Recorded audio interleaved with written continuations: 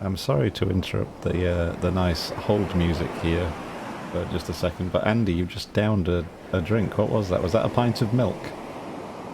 It was a smoothie, actually. That's what it owes its purple colour to. It looked quite smooth. Yeah, I mean, it also looked quite purple, so I'm a bit I distressed by didn't. you saying it was You were milk. holding it up to the light, and that brings us on to. Hang on, no, we've broken the formula. Let me. You can't go back to soothing sounds after that. Everybody's The already soothing sounds never disturbed. stopped, Andy. I'm just talking over them and unsettling people. All right. Oh, Anyway, I'm going to bring us into vision now. That's TV talk for having people on screen. I'm going to bring us into vision. I'm going to end it. But first, we're going to pretend like we've not said anything, mhm. and this is just a completely fresh start. Okay? Yeah, yeah. And I'm pretending I'm pretending I'm doing this because I'm going to edit this later and make it nice. But let's be honest, I'm not going to do that. I don't like No, editing. this is all staying in. Yeah. All right. Cool. So let's begin. Hi. Hello there. Oh, I'm supposed to stop the music, aren't I? Yeah, I say music. I mean the ocean's music. Its own special little. It's like overhearing a sinister conversation on the beach, isn't it? That's the Ah, it is. what Yeah, I'm going tying for. someone to a pier, like the struts. Yeah, a couple of podcasters tying somebody to a pier. That's the effect Tying we're people going to for. a pier. ASMR. Mm. I'd, I've got the means to do that near me. You know, I live near the Thames, and the tide really fucking motors up and down there. Real Yeah. low tide, yeah, and there's a bunch of like abandoned piers just out in the middle of it that I could walk to and just tie people to if I wanted to. So means but not motive. Yeah, so I'm halfway to being a murderer. I think Yeah. if that's how that works, I don't know. I'm not a criminologist Well, by that reckoning, I guess anybody that lives near the sea is halfway to being a murderer. or owns Uh, a car. Or yeah. basically, your goals are all achievable, folks. Don't hold yourself back. You can achieve whatever you set out to, assuming that you wanted to be a murderer. Yeah. Um, As Bon Jovi said, you're halfway there. Living on a prayer, and maybe you're praying for someone else to meet their swift and violent end. Ooh. Speaking of a violent end, that was what my face became last weekend, um, where lockdown has eased up and I went to see some family, and I had a fall off a scooter, and I've broken my glasses. You probably can't. This bit is less shiny than this bit because this bit's covered in Gorilla Glue, and yeah, ever since I've been irritable, nauseous, and I've got a headache that just won't quit. And it turns out these are all side effects of concussion. So, another fun fact about concussion is words are hard, and for me at least, spelling is a motherfucker. And not just in the hands coordination department, but also in the brain coordination department, which is a very important department to the point where at work I asked somebody, I'm a video producer by the way, I asked somebody to make sure that when they were filming stuff on their phone, they were filming it horizontally. Mm. So whatever part of my head was containing the ooh woo lobe is It's gone. got- And Oh, I was going to say, has it got out or has it got in? Has that well, let the the ooh part that in? contained the ooh woos has been damaged, and now ooh woo woo woo is the noise that my sirens are making, warning people about the potential threat of ooh wooification. I mean, a lesser friend, I think, would have said, Sam, you have a concussion. Maybe you don't need to type a translation of Moby Dick into more comprehensible language this week. But I understand your dream. This is important to us and to Yeah, society and to Graham the architect. yeah, never forget Graham. You're doing it for him. I don't think he watches. Maybe he's monad. I don't know. Me? Oh, that would be a twist. You need to start editing in like a black screen at the end of all the videos that just says for Graham. Ah, no, that don't look like he's died. I don't think he Well, has. well, yeah. I mean, I don't think that would harm the He views. might have done. I wouldn't know with all this brain trauma I've experienced. Oh no. Yeah, anything could be going on. But I'll tell you what, I do know what's going on. It's what's happening in this week's episode of Moby Dick updated and translated for normal people. So I'm going to basically run this as a little cognitive test to see if I'm just going to do the recap here.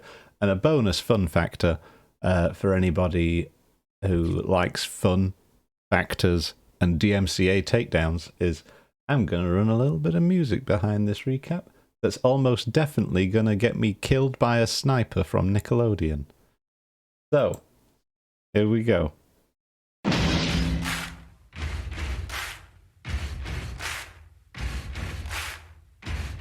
I'm just going to wait for this to build and get a bit of atmos going. Who lives in a pineapple under the sea? We join our hero Ishmael as he has gone to try and get on a boat to go and kill some whales. The trouble about going to get on a boat to kill some whales is sometimes there are no boats where you are and you need to get on a boat to go get on a boat. That's just life. The trouble is there are no boats to get the other boats because the ferries aren't running because it's the weekend, which is fucking insane, frankly. It's like they're running on bank timetables. And he's just passing the time, and like a lot of people do when you're passing the time, maybe like when you're being a tourist, is going and having a go in a church. And in the church, there's been a guy, it's a sailor priest. He's got a lot of... everything is dressed up like it's a church. No, like it's a boat. And he's just given a big old sermon about a fella that got ate by a whale because he was too guilty. And that's that. I probably missed a bit. Probably missed it where Queequeg's there. Queequeg is also there, being very handsome. And he should be the main character. And maybe he will be one day. You never know how it's going to turn out. Do I have to pad for the rest of this song? No, less chance of getting DMCA'd. Yeah. Song's over. Fuck you, Nickelodeon, and also Queen. Did I tell you I did a show for Queen once? No. We had, what's he, Adam Lambert? Is that the singer who does it now? We had him in for a live stream in our studio because he'd just launched a solo album or something like that. And we had been specifically told that this needs to be a really fancy shoot. We want to we've got a slider in, like an automated slider, so you put a camera on it, it's constantly going like this. Just so that we've got a bit of movement on one of the camera options that we can cut to. Mm-hmm. And the thing was, like, he comes in and he's like, why is this camera moving? And makes us dismantle it. And that was a bit annoying. Because that took ages to fucking set up and configure. And then the other thing was, he wanted to do a live Q&A with just the audience. And he was really bad at it. And got really sassy. And just started yelling at everyone. And I was trying to do the live run-in questions. Hang on, Blizzard's saying what part we at? We are at the sermon, chapter 9. Yeah. We've just covered Jonah and the whale and why preacher is saying, if you're gonna sin, sin. But just, if you're gonna get killed by some dudes for sinning, just take it like a champ. I think that was the gist. I think that's a good lesson. It's a good lesson for everyone. Just fucking take it. That's the British way, isn't it? Good lesson for that current singer of Queen. Yeah, just fucking put it with the moving camera. It was nice, actually. Adam fucking Lambert. I mean, Right. so having a camera that's constantly moving is a boon to video production, is it? It is. Because it's... Do you know what moving camera tells you, Andy? Action. It tells you three things if you count action. It tells you this isn't the 30s where cameras were really big and you can't move them anymore. So any potential time travelers are going to know where roughly they are. That's what everybody's afraid of, isn't it? You turn on the TV and the camera's Ah, stationary it's for too happened long. You're just again. like, I've travelled through time. Why is this guy dressed up in old clothes? This person has facial hair. I'm in the wrong timeline. Tear all the shelves out of their fridge and start slamming the door and opening and closing it and seeing that nothing's changed in the room.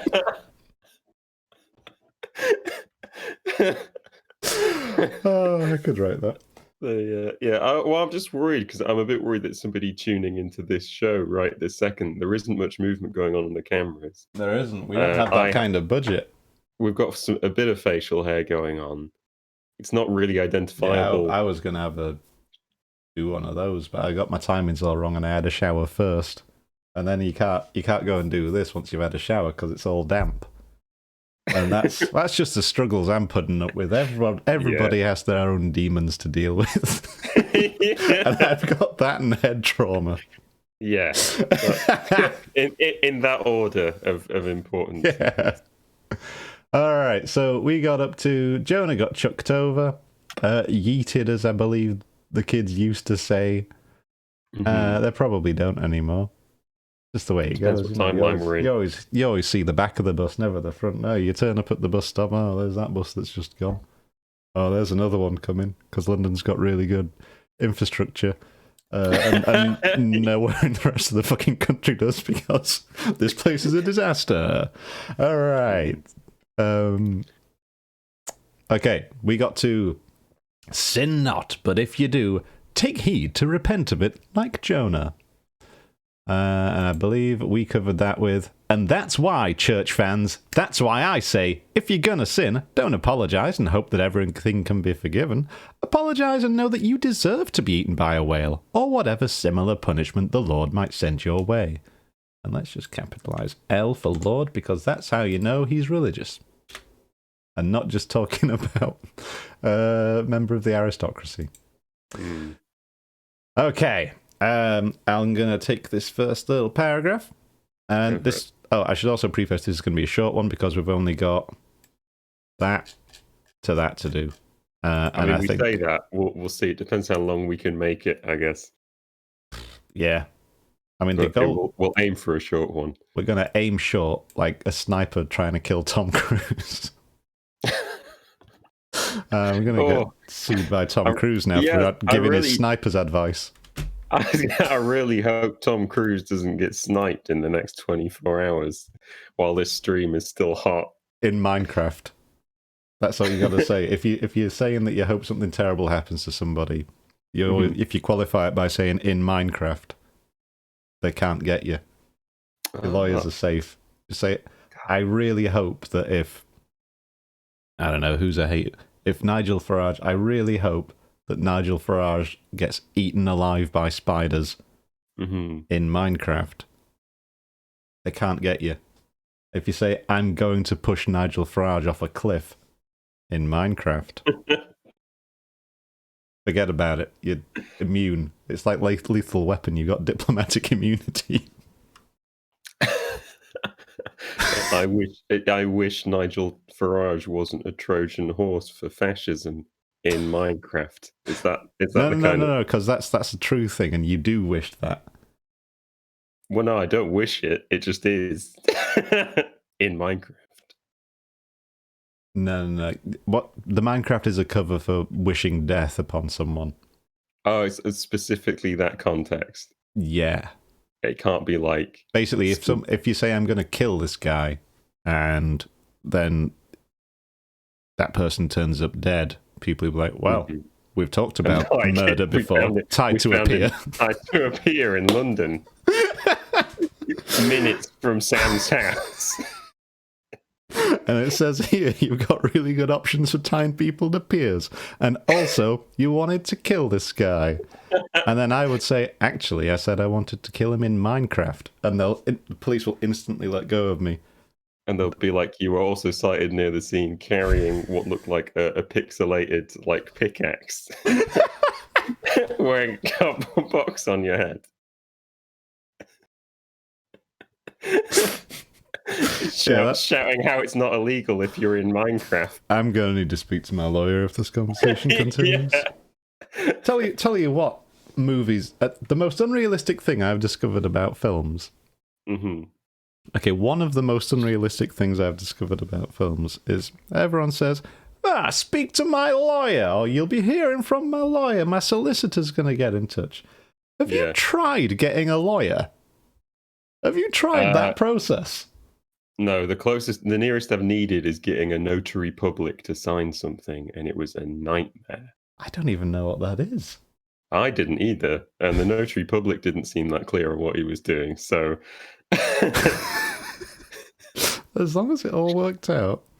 But no, when PayPal scammed me for a load of money, I was like just ringing around, like Googling, how do you get a lawyer? And I just keep ringing up various solicitors, and they'd say, oh yeah, all right, we'll have a look and we'll ring you back and let you know.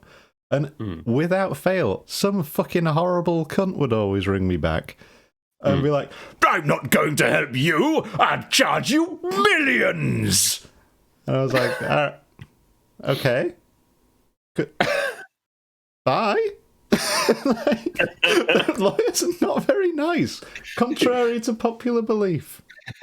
Yeah, I mean, I'll very briefly go through my experience with the notary public. Basically, to teach English in Korea, I needed not only to get like a criminal records check, but to have a notary public sign it, which is like a lawyer who has a special qualification for reading documents and saying that they're real. Oh my God. They know all the documents. And this guy, the only guy in like a 50-mile radius who could do it, I had to go to his house because he's like, I'm not doing this during office hours. Turned up at his house, had to wait for him to get home from work because he was, I don't know, at the supermarket or whatever. He turns up, says, I don't like typing. You can type this for me. So I sit at his computer while he goes and pours himself a glass of wine. And then he opens a folder on his shelf, which is just the guidebook to being a notary public. And he says, I'll dictate this and you just type it. And I just type a statement that he's dictating from a book he owns, which says, yeah, I read this document and it's absolutely fine. And then, at the end of it, he charged me several £100. and I'd done all the typing. So, yeah. Oh, man. It seems like it's a tough gig to get into, being a lawyer. But my goodness, once you're in, it's a pretty sweet number. The only lawyer I know in real life is about 7 foot tall and he's really nice. Every other lawyer is a bastard. Well, you did say he's the only one you know in real life, so I guess the rest of them are imaginary or fictional lawyers. Hey, it's possible. You never know. Maybe all the other lawyers only exist in Minecraft. I guess in movies, like they're talking about a lawyer they have, like, is it on retainer? Where you just have a lawyer who's just kicking around all the time. And you just keep giving him money, I think. Yeah, it's like a pet, like a Tamagotchi that eats money. Like a goat, then, really. Yeah. More criminals should have goats because they eat paper. I'm sick of seeing people. Fucking sick of it, Andy. I'm fucking sick of seeing criminals to destroy documents. Yeah. Pour it all into the furnace, throw them into the fire. Oh no, this was written or directed by someone who's never actually had to keep a fire going. You can't just dump a load of paper on them because it puts the fire out. You got to add it slowly. It would have been so much nicer if they could just throw them into a goat enclosure. Then, I'm glad you said that. I thought you were going to say get the goat to eat it and then throw the goat into a furnace. Oh my God! That would be very safe. That's what Nixon meant by deep sixing stuff. Actually, no, that would be a very bad. To a goat. I want the goat thrown into the ocean. That would actually be a very bad method of document. Like, cybersecurity consultant time. That would be very bad data protection, because do you remember I had that weird book called Hagakure, The Way of the Samurai?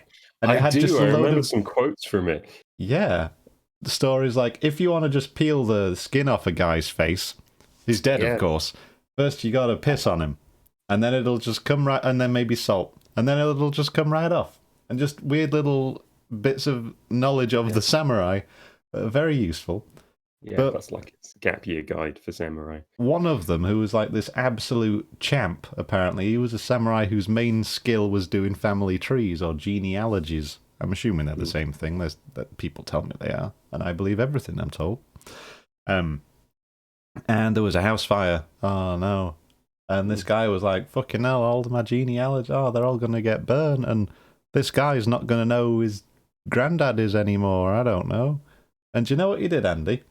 The classic samurai move of slicing himself open up the belly and cramming all the paperwork into it. And then running out of the burning building.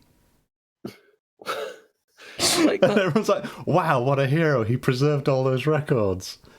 And I would have simply been more careful about fire regulations in the house. You know, no one gives any respect to the samurai that don't let fires start. It's always, he did a great job killing himself for something that was frankly quite easily preventable. They weren't under attack. It was just an accidental house fire. And this guy, rather than just putting it under his arm and running out, is just like, nah, it's got to go inside. It's got to get the juice. It's just not a practical solution, is it? That even the time it takes. Yeah, it would have taken ages. Unless that's why he was impressive. Maybe he did it in like seconds. Yeah. Just one quick cut with one hand, the other hand comes in, straight up there, crams it up between his lungs, and is already sprinting. Are they certain? Did he also describe him as having like powerful hind legs and a long tail and a mouse-like face?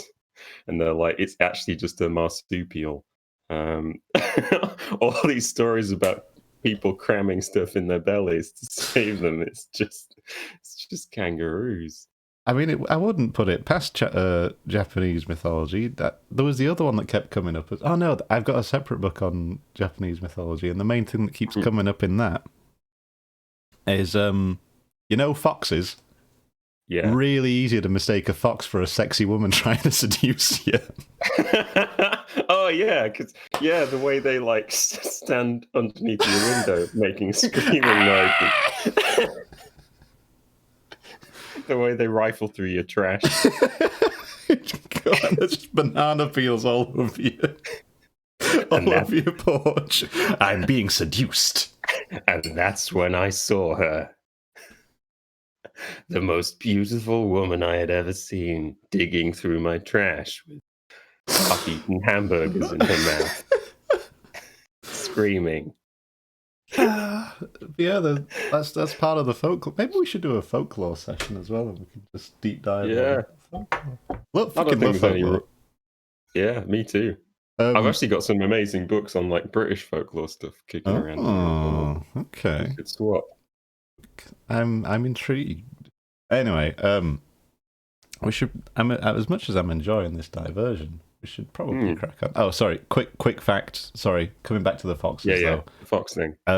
Not implying that people were going around shagging foxes. The implication was that they were shapeshifters, and if there was a sexy lady who didn't chat, and you've also seen a fox lately, that fox just shapeshifted into a sexy lady. That's how that went. I mean, I've got like, because like there's a lot of stuff in English folklore about foxes being able to disappear, and I think there's like transformation stories. I'll tell you, I don't know if it's just the city foxes up in London here, where I live, Mr. Fancy Pants living in London now. Wow, they're really shit at hiding. They're so shit at it. My these Yorkshire foxes, these proper foxes that I know, There's a moor near where I live, and if you go out at kind of dusk, especially in the summer when there's younger foxes around, they're kind of out playing. Mm. And one night I was out like just as the light was failing, and I could see this fox in the distance, and then I saw this cyclist heading towards it in the cyclist's no. light. And from the distance, like I saw this fox twig that there was a cyclist there, and then as I was watching it, it was just like the fox faded into nothing. Oh. And like as the light swept over it, there was just nothing there, and then I couldn't see the fox anymore. And like, And then was I there a quiet understand- woman? no. And then I saw her. But like being in the 21st century, I'm looking at that and I'm thinking that's an interesting optical thing. Foxes are good at hiding. But I think if I were coming at it from the perspective of that's a weird creature that I don't see very often, I would definitely think they can just turn invisible at will. Mm. So yeah, something in that. Yeah, I like that. Yeah, I'm sorry it didn't turn into a seduction story, but that's all I've got. I'm frequently disappointed in that way, Andy. Let's see if there's any seduction going on in Moby Dick this time. Yay! All right, we're on it. Wait, which button do I push? No, it's this one. There we go. I'm a broadcast professional, folks. Right. Okay, so while he was speaking these words, the howling of the shrieking, slanting storm without seemed to add new power to the preacher, who, when describing Jonah's sea storm, seemed tossed by a storm himself. His deep chest heaved as with a ground swell. His tossed arms seemed the warring elements at work, and the thunders that rolled away from off his swarthy brow, and the light leaping from his eye, made all his simple hearers look on him with a quick fear that was strange to them. I think I've got this. Yeah. Right. While he was going on, the weather outside was also going on. Horrible, loud rain and lightning and wind and all that other weather stuff that people don't like. It was really setting the atmos for a great performance.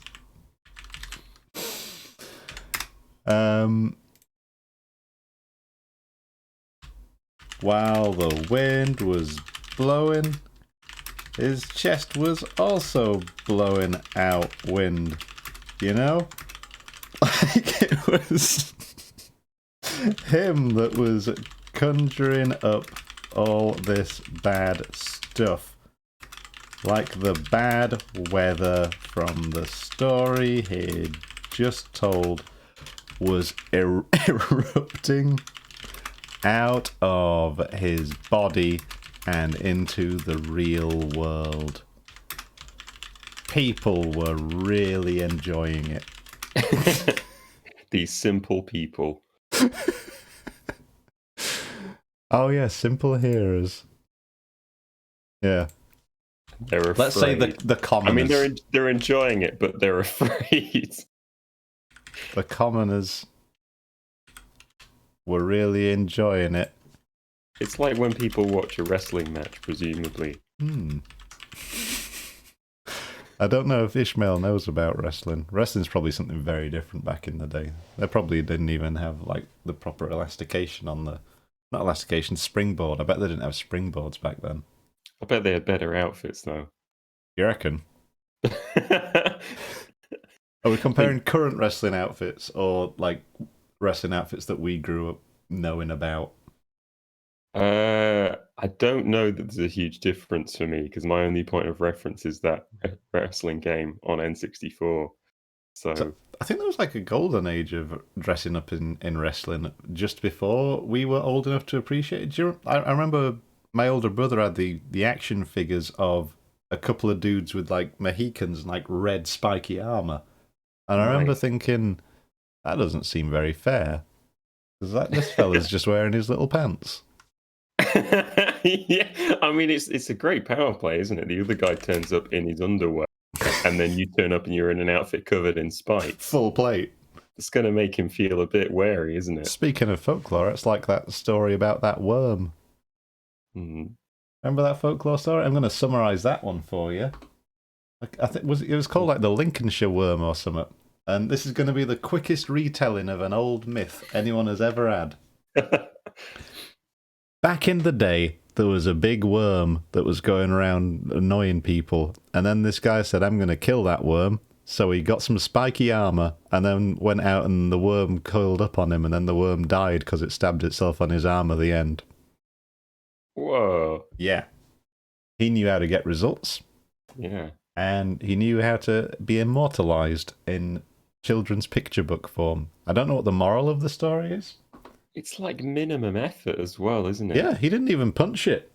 No. Just goes out, go on then. Presumably didn't make the suit either. He just asked somebody else to make it, probably. I mean, tell you what, Andy, back then, the people who were making things and not the people who were doing the work. Wait, no, I've got head damage. I hate rich people.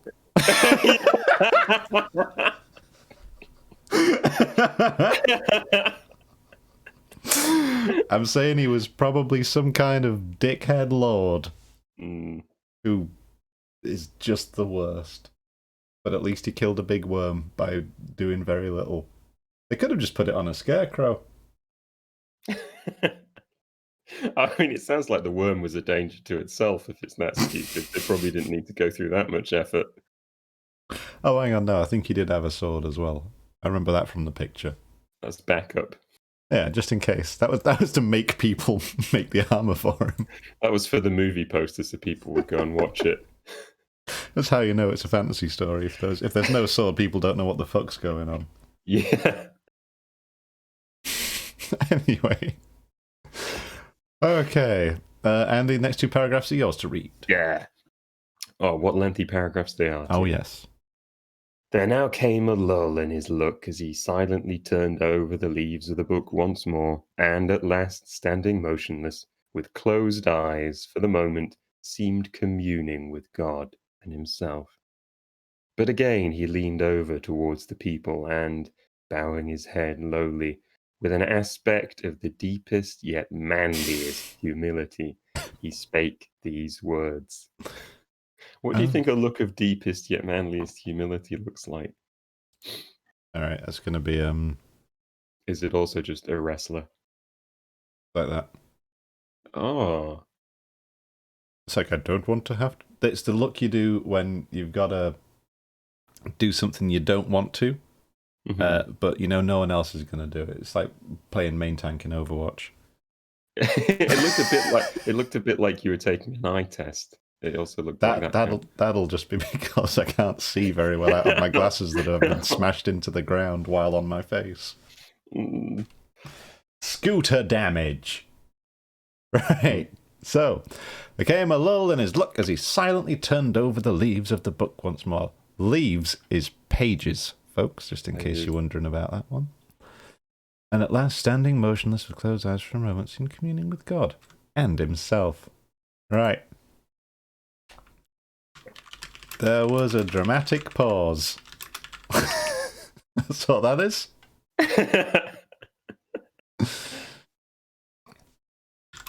And the guy knew how to work a crowd. Then he leaned forward and channeled a look I can only describe as, what was it? Manly humility? Manliest.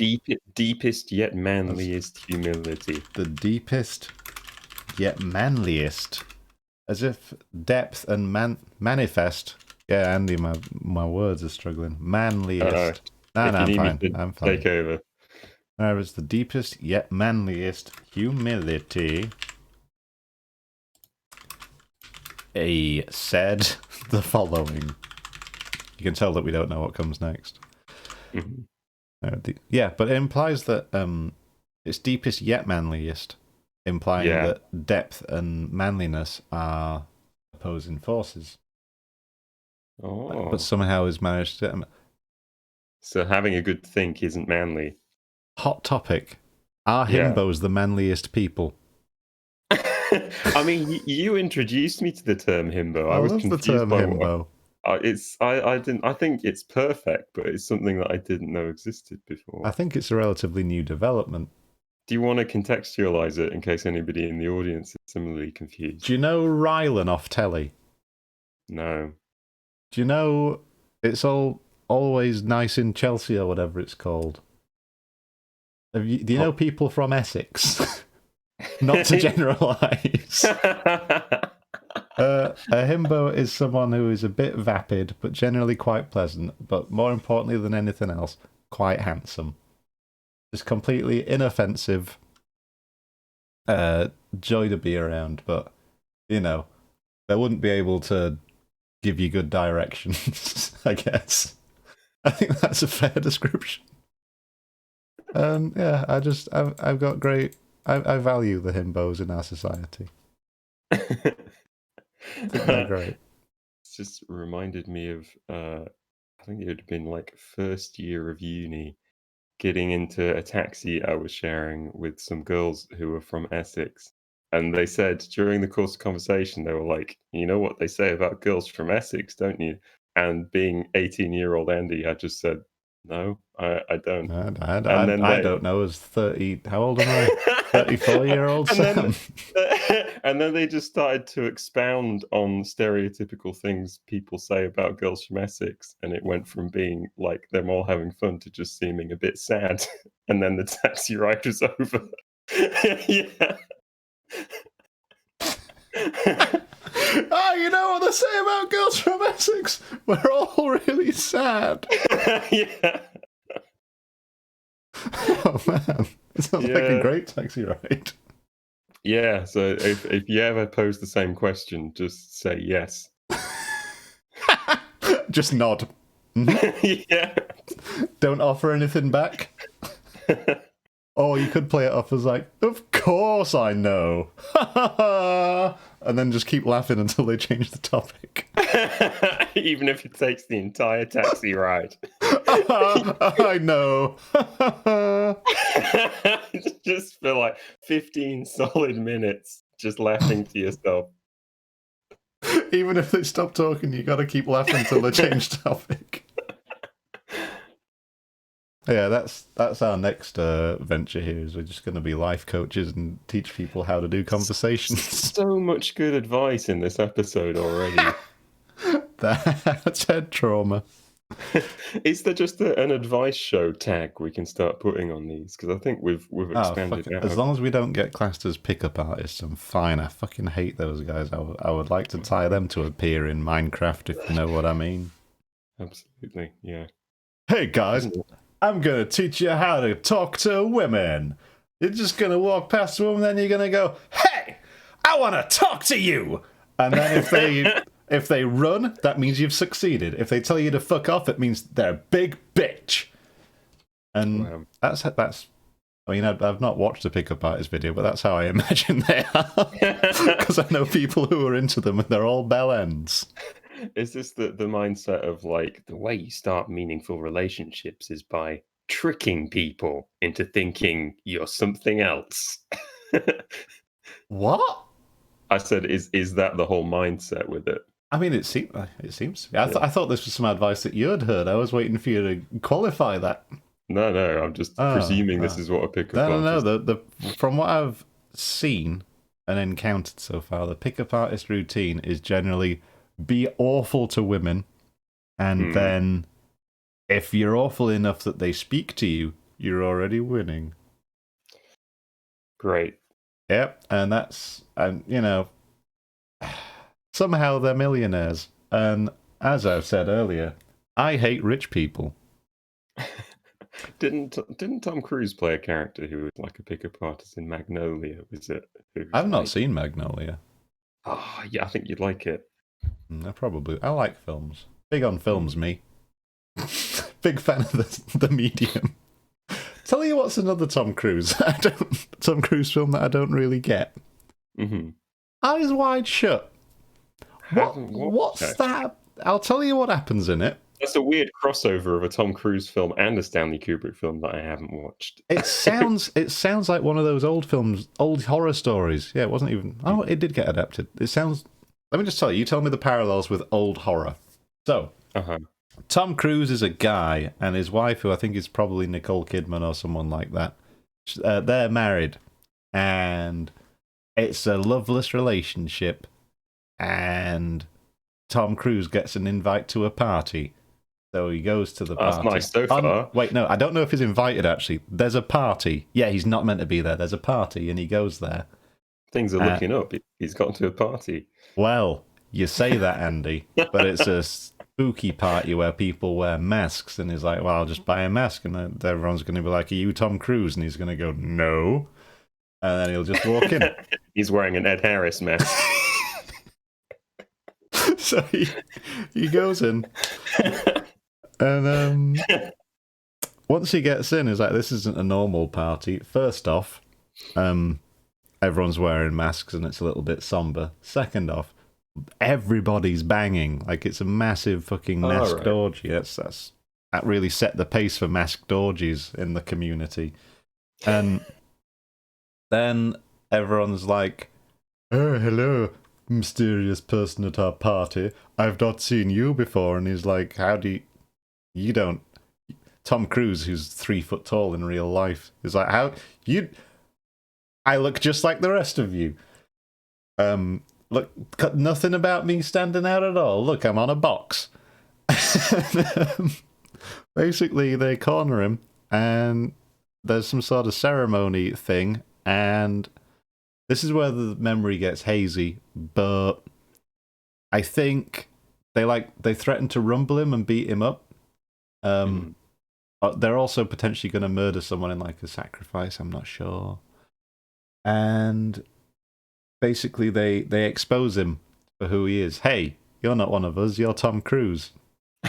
And then they just be in this movie. Yeah, and then they just let him go. And then he goes back to his wife and it's still weird. The end.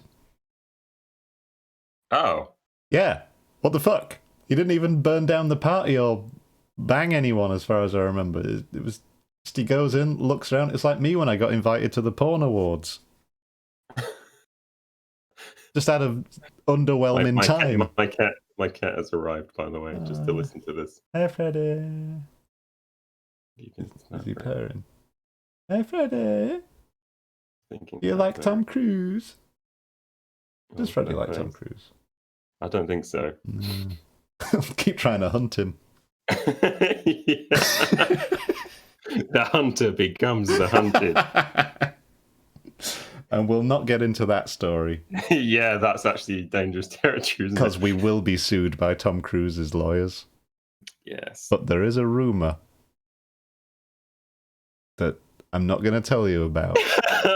This Sam's rumour corner. I've got so many, though. I know. Oh, I'm not even going to talk about it.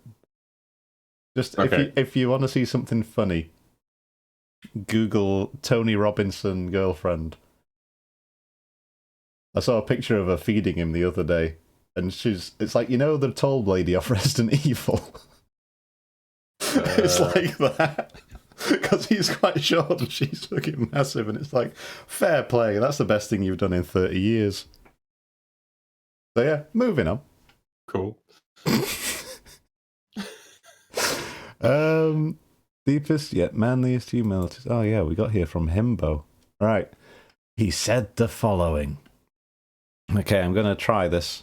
It's a long one. I might need to take pauses. Okay. Shipmates, God has laid but one hand upon you. Both his hands press upon me. Okay, so he's already doing better than everyone else. Yeah. I have read ye by what murky light may be mine the lesson that Jonah teaches to all sinners, and therefore to ye, and still more to me, for I am a greater sinner than ye. And now how gladly would I come down from this masthead and sit on the hatches there where you sit. And listen as you listen, while some one of you reads me that other and more orful lesson which Jonah teaches to me as a pilot of the living God. How, being an anointed pilot, prophet, or speaker of true things, and bidden by the Lord to sound these unwelcome truths in the ears of a wicked Nineveh, Jonah, appalled at the hostility he should raise, fled from his mission, and sought to escape his duty and his God by taking a ship at Joppa. But God is everywhere. Tarshish he never reached, as we have seen. God came upon him in the whale, and swallowed him down to the living gulfs of doom. With swift slantings tore him along into the midst of the seas, where the eddying depths sucked him 10,000... I can't do the voice anymore, it hurts. And the weeds were wrapped around his head, and all the watery world of woe bowled over him. Yet even the oceans... Yet even then, beyond the reach of any plummet, out of the belly of hell, when the whale grounded upon the ocean's utmost bones, even then God heard the engulfed, repenting prophet when he cried. Then God spake unto the fish, and from the shuddering cold and blackness of the sea, the whale came breaching up towards the warm and pleasant sun, and all the delights of air and earth, and vomited Jonah out upon the dry land. When the word of the Lord came a second time, and Jonah, bruised and beaten, his ears like two seashells, still multitudinously murmuring of the ocean, Jonah did the Almighty's bidding. And what was that, shipmates? To preach the truth of the Lord of falsehood. That was it! That's a lot. Yeah. I did go Irish there. Sorry, Val. Yeah. I've got no defence for that. I was actually trying to channel Willem Dafoe off The Lighthouse there. That's my go-to pirate voice these days. I'm seeing the Geoffrey Rush parallels, though. I like Geoffrey Rush. Do you believe in Bible stories? Because you're in one. Oh, we can't do that reference. Disney will kill us. They'll tie us to a beer in Minecraft. Okay, so right. He said the following. Folks, you might think you're religious and such, what with coming to church, but get a load of me. I'm the guy who gets to speak at church. There's no one more religious. Yeah, cheers for that one. There's no one more religious than me. He's also a bigger sinner as well. He's the best at everything. I know. But even though I'm the best at being religious, I'm also the biggest sinner. Just the biggest, baddest, goodest guy around. You wouldn't believe how much better I am at everything than all of you. It's insane. I am chosen by the Lord. In fact, I am very important. But you know what? And then there's a part where it's like, I just want to be down there listening to me speak. And now how gladly I would come down from this masthead and sit on the hatches there you sit and listen as you listen, while some of you read me. There's the other stuff from teaching me. Yeah. Yeah. Okay. Oh, I get it. So Jonah was also a preacher guy. Yeah, he's It been was like, told, whoa, "Go and everyone's tell being people the truth." mean. Everyone was mean, and that's why he just did a runner into a whale. Yeah. Okay. But you know what? I'd trade it all in if it meant that I could sit down there with you and listen to great stories told by someone as great as me.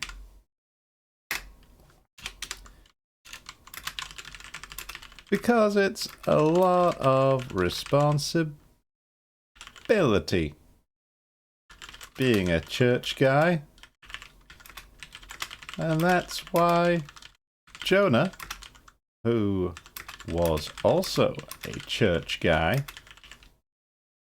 Oh, should I put that in brackets or is that like a double hyphen?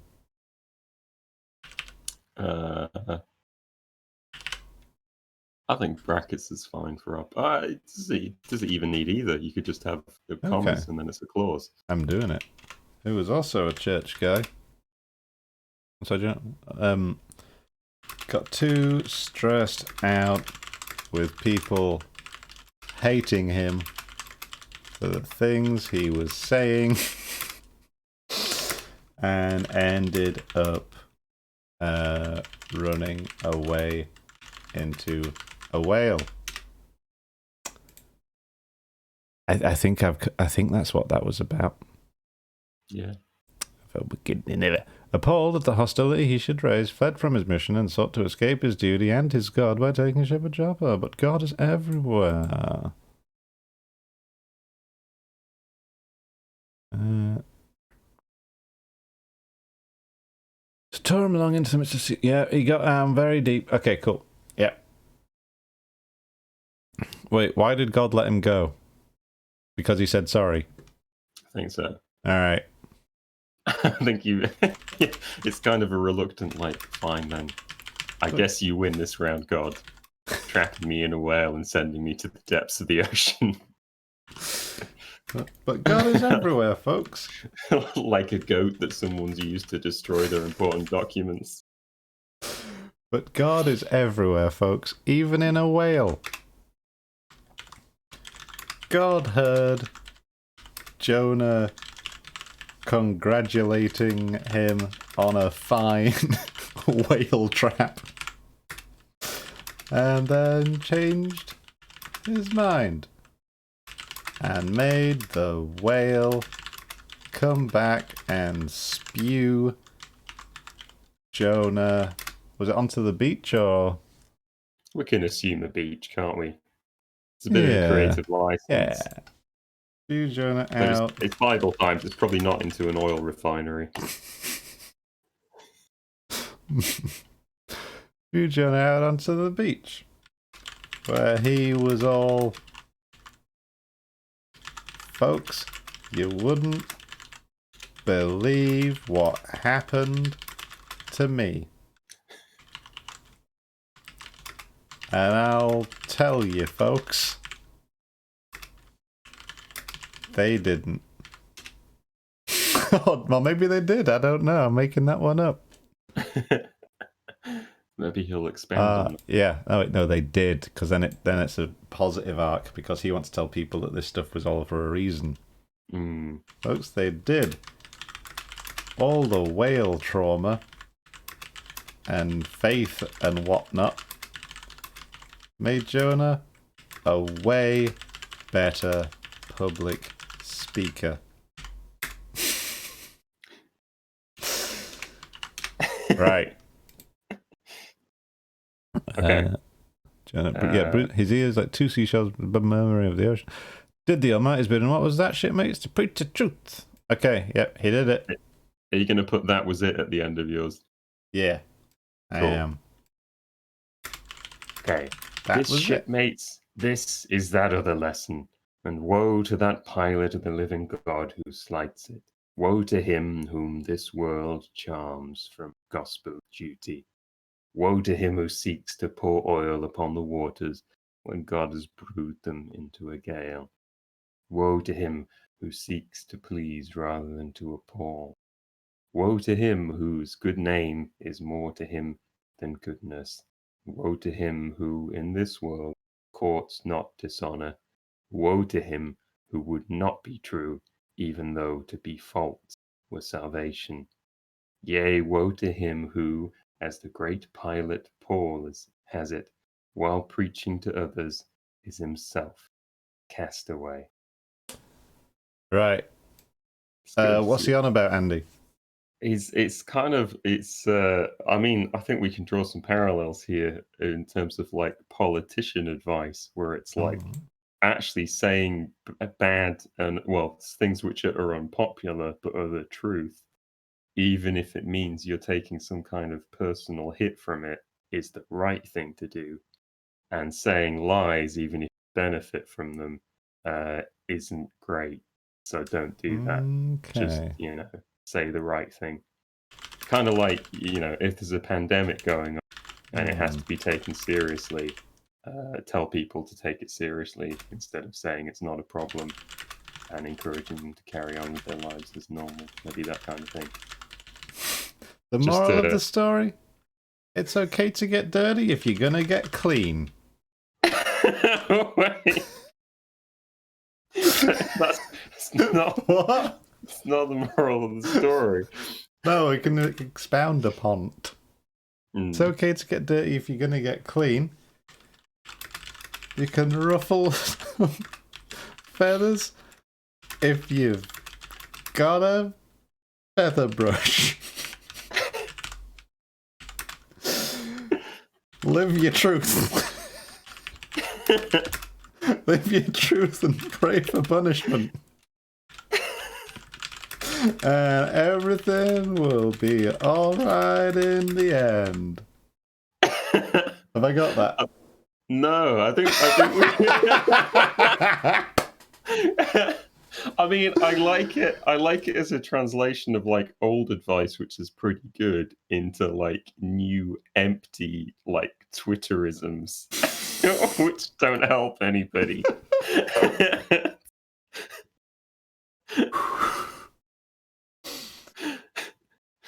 So yeah, if you're happy with it, that's all that matters. Really. I think that covers it. Woe to him who seeks to pour oil upon the waters when God has brewed them into a gale.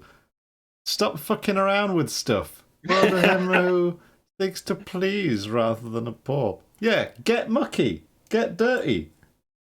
Well, yeah. This is chaotic tweets. It's for a purpose, though, isn't it? It's like saying, don't just take the easy route.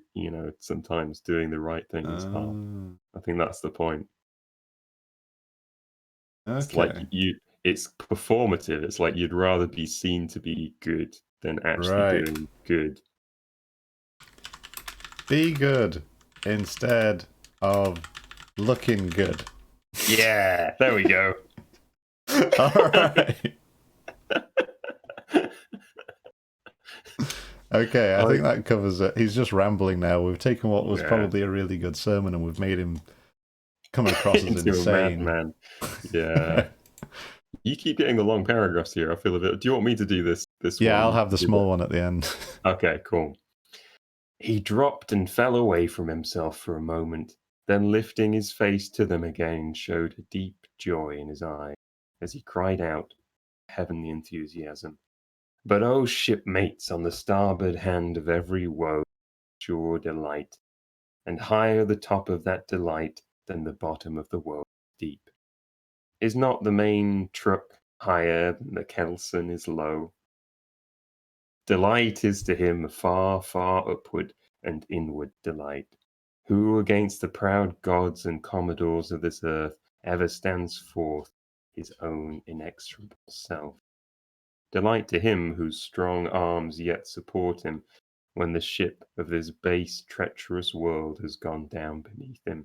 Delight to him who gives no quarter in the truth and kills, burns, and destroys all sin, though he plucks it out from under the robes of senators and judges.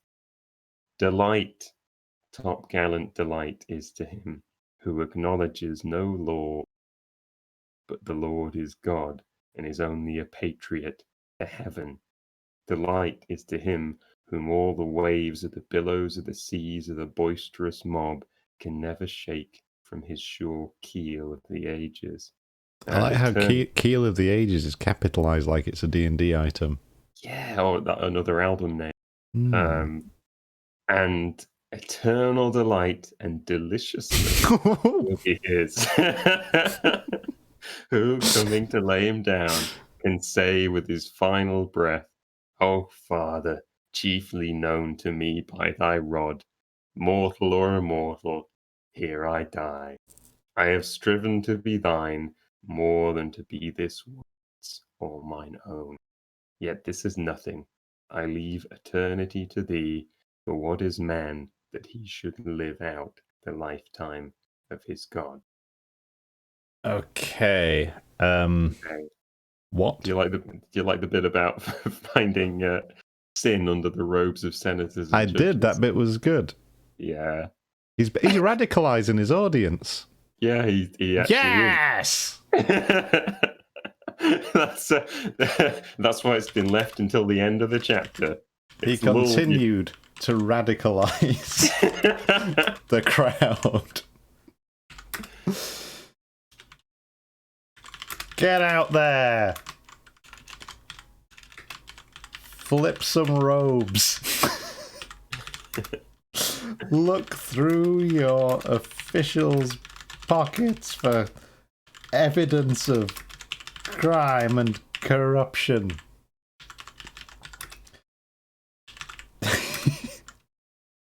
You can change this bastard world. But first you have to get angry and then you have to get violent. Do you like the bit about delight is to him whose strong arms yet support him when the ship of this base, treacherous world has gone down beneath him? So it's like the whole world will perish, but you were right. Burn it all down. Nothing. Anything worth saving. God will take care of it. Just you do you and you do everything. Chuck it all down the pit. And then say, I think at the end of it, you've got to have the bit where it's like, and at the end of it all, you also have to say, thanks, God. That was a good time. Yeah. Chuck it all down the pit. All the scum and all the villains and all the things you think probably aren't okay. Just go nuts. Destroy it. Monster mode. Nobody can stop you if you're righteous enough. If you fail, it just means you were wrong. Sin is impossible.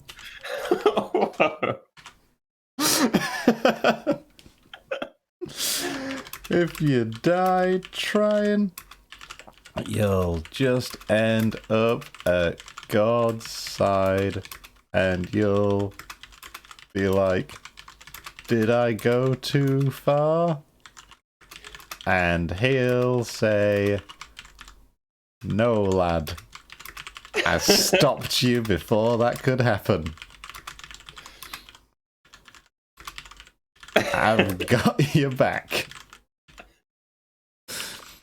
And then you'll high five.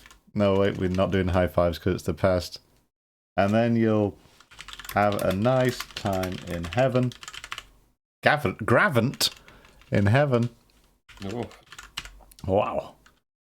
Yeah, then you'll have a nice time in heaven. And it'll all be great. While all the bastards are in hell where they belong. I don't think that bit's in Father Paul's speech, but What? Hey, he destroys all sin, plucks it out from under the robes. Okay, gallant. There's top gallant delight. And we all know gallantry is a word that is used in joint with violence. You get medals for gallantry for chopping people's heads off with a sword. It's also a bit of a ship, isn't it? So many ship references. There's a lot of ship references. He's saying you feel like you're on the high bits of the ship, even when you're on the low bits of the ship before, because that's how happy you are. Is that how sailors measure their happiness as well? Where it's like when they're at the highest bit of the ship, they're like, "I am delighted. I am just in my wheelhouse right now." And then when they have to go back down again, To the wheelhouse. yeah, yeah. Ironically. No, I think my interpretation here is good because you acknowledge no law, Lord. You fucking do what you want. God will sort them all out. Only a patriot to heaven. Yeah, he's just saying, just go ape shit. Yeah, no, that is right. I think it's just the last bit about everybody else going to hell. Huh? I don't know. Okay, we can change that. Well, actually, no, because there's a part I missed about delight and deliciousness. Yeah. Oh, yes. Yeah, that's how I'll finish it off. Yum. Everything will all be great. Delight and deliciousness will be yours forever. Yeah. Nice. Yeah. He said no more, but slowly waving a benediction. What, Andy, what's a benediction? It's just waved. I believe it's a gesture of blessing, but I might be wrong on that.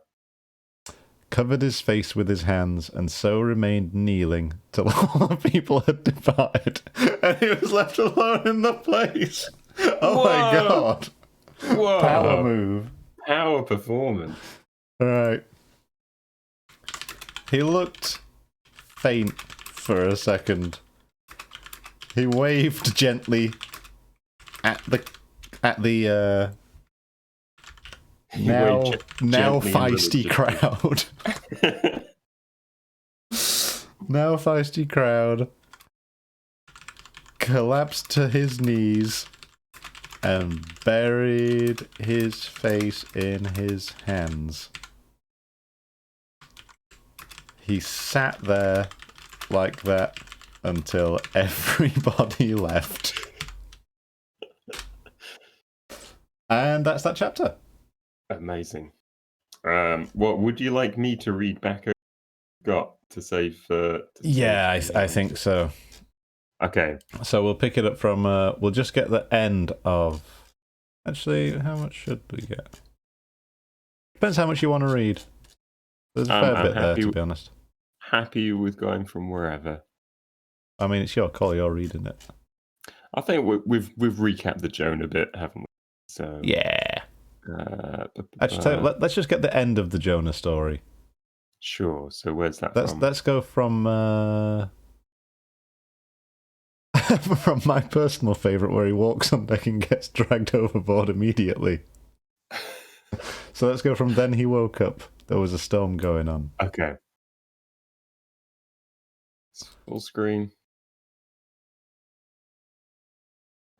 Then he woke up and was like, "Whoa, what's going on?" And ran onto the deck, straight into a wave, which carried him overboard without anyone even noticing. Almost! He grabbed the side and pulled himself back aboard with trembling hands. Sailors looked at him.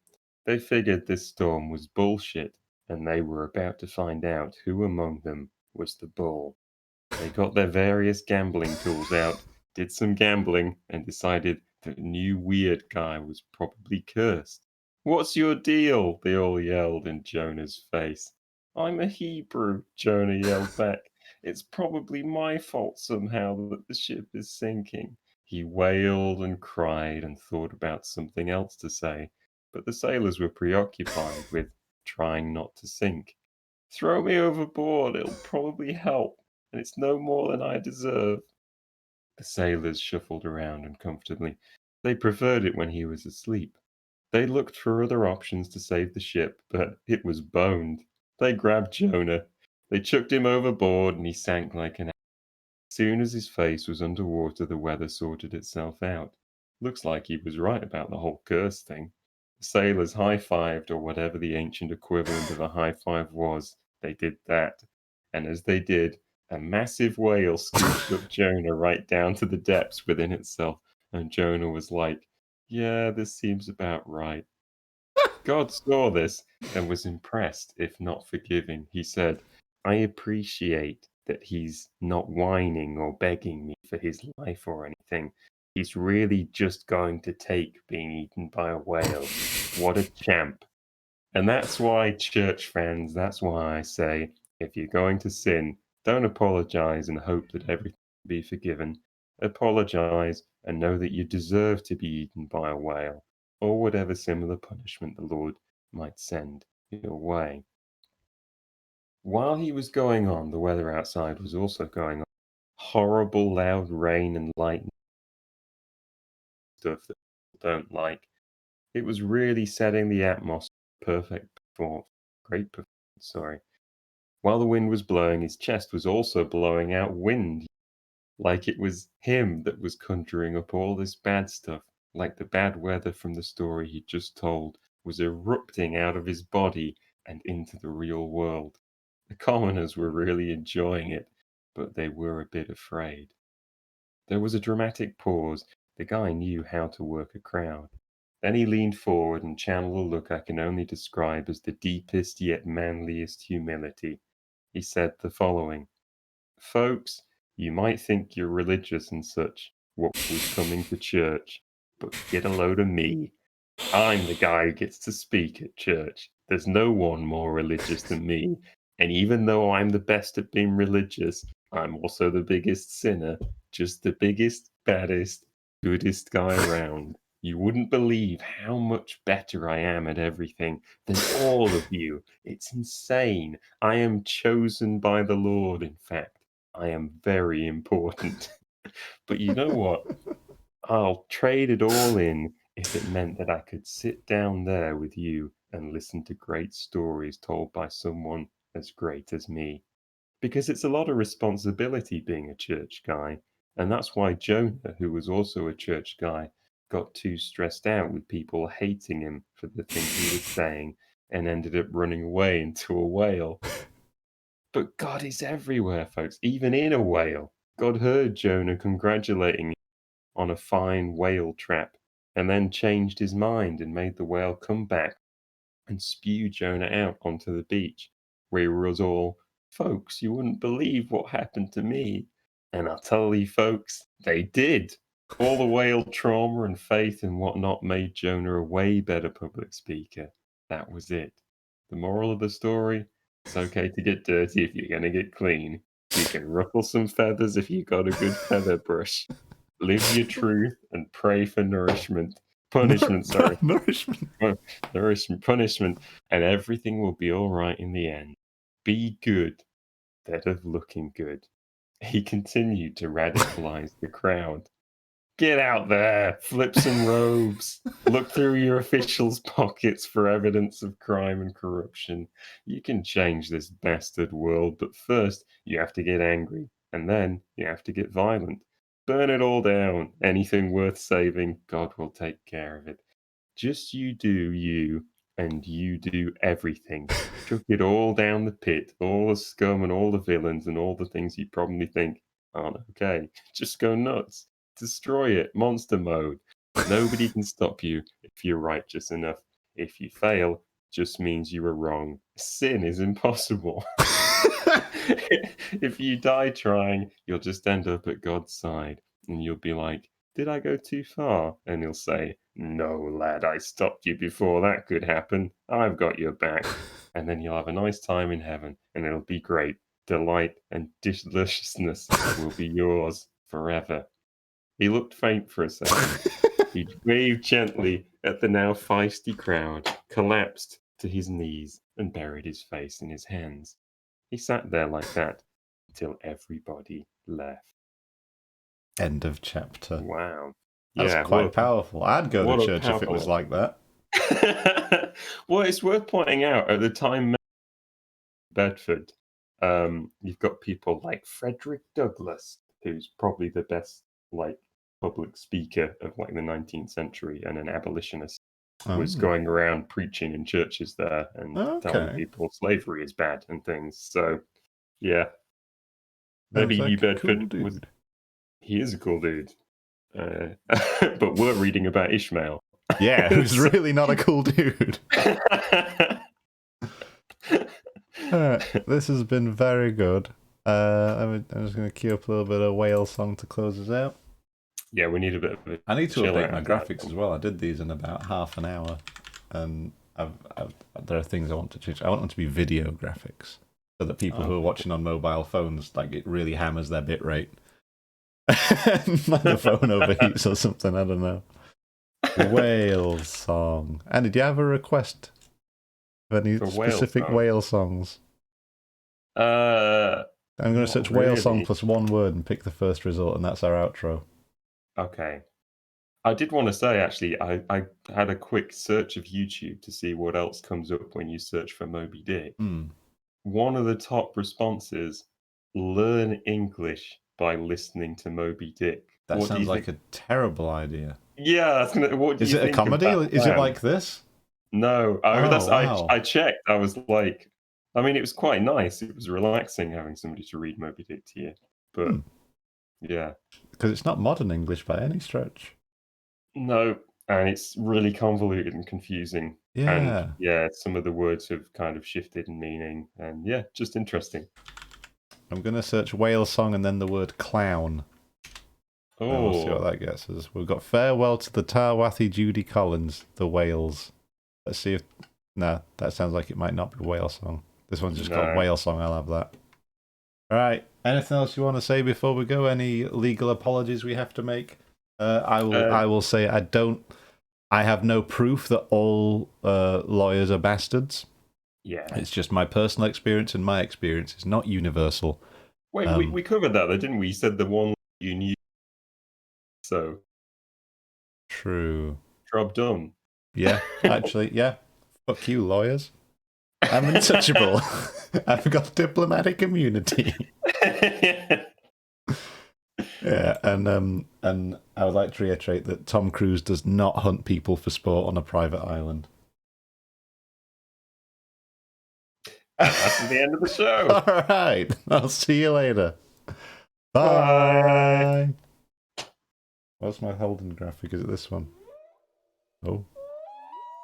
Okay, there's your whales. Enjoy, Welshman.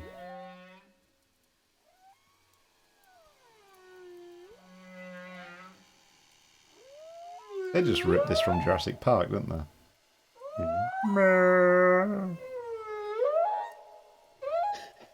Wow, Andy, you're missing out not being able to hear this. Yeah, good impression though. I feel like I can hear it. It's like that. Like a cow. Speaking of cows, I think I'm going to go get a burger. So I think I'll see you later. Bye, stream.